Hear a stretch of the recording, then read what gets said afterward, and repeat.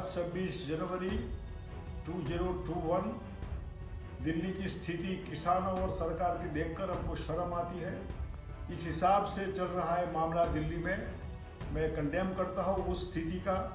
मेरे को इमरजेंसी के वो दिन और इंदिरा जी जब देश की प्राइम मिनिस्टर थी, तब जयप्रकाश नारायण जी ने जब जनता पार्टी या देश की जनता की लीडरशिप इन्होंने ली, अगुवानी जनता के रिक्वेस्ट से, तब इन्होंने कहा था कि अगर एंटी डेमोक्रेसी गवर्नमेंट है तो पुलिस को इनका हुक्म नहीं मानना चाहिए, क्योंकि वो एंटी डेमोक्रेसी वाले लोग हैं। अगर पुलिस को कहते हैं कि मारो, टीयर गैस या फायरिंग, तो नहीं माननी चाहिए। वो अपील जयप्रकाश नारायण ने की थी उन दिनों में जब इंदिरा जी देश की प्राइम मिनिस्टर थी। आज फिर से ऐसे प्राइम मिनिस्टर जो अपने ईगो के हिसाब से किसानों की जो डिमांड है, अपने कानून वापस लो, एमएसपी को लीगली बनाओ, ये चीज़ कोई नई नहीं है। ये कोई किसानों के हक में है, किसान को राइट है। और आज तो कॉन्स्टिट्यूशन बना हुआ था, वो देश को अर्पण किया। उसमें स्पिरिट थी सबका विरोध करने का। आपने अनुमति दी कि जाइए दिल्ली के आउटर रिंग में, जहाँ भी आपको जाना है तब जाइए, तब जाकर। और एक पब्लिक मूवमेंट है। पब्लिक मूवमेंट में लोग अपने कंट्रोल में नहीं रहते, भावना में आ जाते हैं, बह जाते हैं। ऐसी भावना में बह कर कई लोगों ने लाल किले पर जो झंडे लगाए, तो कोई उन्होंने आसमान नहीं टूट पड़ना है इसमें से। तिरंगा का अपमान नहीं है, तिरंगा अपनी जगह है।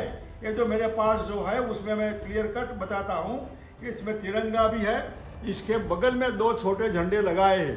ये भावनाएं हैं। राम मंदिर जब इन्होंने अयोध्या में तोड़ा था तो कौन सा इनका षड्यंत्र था? ये भी भावनाओं में लोग बह गए थे। ये भी भावनाओं में बहकर अगर किसी ने झंडा लगाया है तो कोई पाप नहीं किया है। इनको कंडेम नहीं करना चाहिए। लाल किला खरीदने के लिए नहीं आए थे वो। लाल किला बेच दिया सरकार ने, जिसको बेच रहा था उसने। इसलिए ये जो है उसमें किसानों की बात अगर मान जाती सरकार, इतने शहीद हो गए 50 से भी ज़्यादा लोग, और 50 दिन से ज़्यादा बैठे इतनी ठंड में, इसमें मानवता थोड़ी होती अगर सरकार में, तो इनकी बात मान लेनी चाहिए थी। अदानी अंबानी की यहाँ गिरो रखी हुई है सरकार। अपना अहम जो है वो अहम का टकराव किसानों से नहीं करना चाहिए। किसान निर्दोष है, इनोसेंट है, आज तक अहिंसक रहे हैं। हिंसा जो भड़की है वो आपस का मामला यही होगा, वहाँ की इंक्वायरी होनी चाहिए कि हिंसा भड़काने वाले लोग कौन थे। बीजेपी का ये पुराना धंधा रहा है कि विदिन गड़बड़ करके को भी करना है। इन्होंने भी अपने झंडे कई जगह ऐसे लगाए हैं लाल किले के ऊपर, जब भूतकाल में जब देखेंगे तो ये जो एजिटेशन हो वो हिंसात्मक बने, इसके लिए भी बीजेपी का षड्यंत्र हो सकता है। इसलिए मैं देश की जनता को अपील करता हूँ कि मेहरबानी करके किसानों की बात जो, इसमें समर्थन दीजिए। किसान इनोसेंट है, शुरू से अहिंसक रहे हैं। इन्होंने कहा था कि हमारा आंदोलन अहिंसक रहेगा, लेकिन जब मास मूवमेंट बनती है तब जनता की भावना पर किसी का कंट्रोल नहीं रहता है। कहीं ऐसा बना है, इमरजेंसी के दिनों में बना है, अयोध्या में भी बना है। तो इसलिए इनको, बीजेपी को अपने आप में झांक कर देखना चाहिए कि जनता की मूवमेंट जो बनी है, मास मूवमेंट जिसको हम कहते हैं, भावना से देखिए, दिल से दुखिए, और आने वाले दिनों में हो सके इतना जल्दी 3 कानून वापस लीजिए।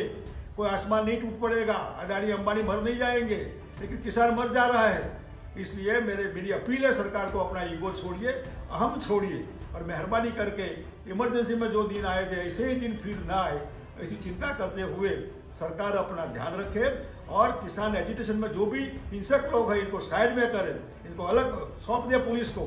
और पुलिस को मेरी अपील है कि मेहरबानी करके, आपके ही भाई है, हमारे ही भाई है, आप भी किसान पुत्र है, इनको गलती से भी इनके ऊपर फायरिंग मत करिए, टीयर गैस मत लगाइए, आपके भाई है। आने वाले दिनों में भाईचारा न टूटे, इसकी भावना 26 जनवरी को हमको व्यक्त करनी है। इस हिसाब से प्रजासत्ताक दिन की शुभकामनाओं के साथ मेरी एक अपील की ध्यान रखते हुए आप सब इसकी चिंता करिएगा कि देश का क्या होगा। धन्यवाद।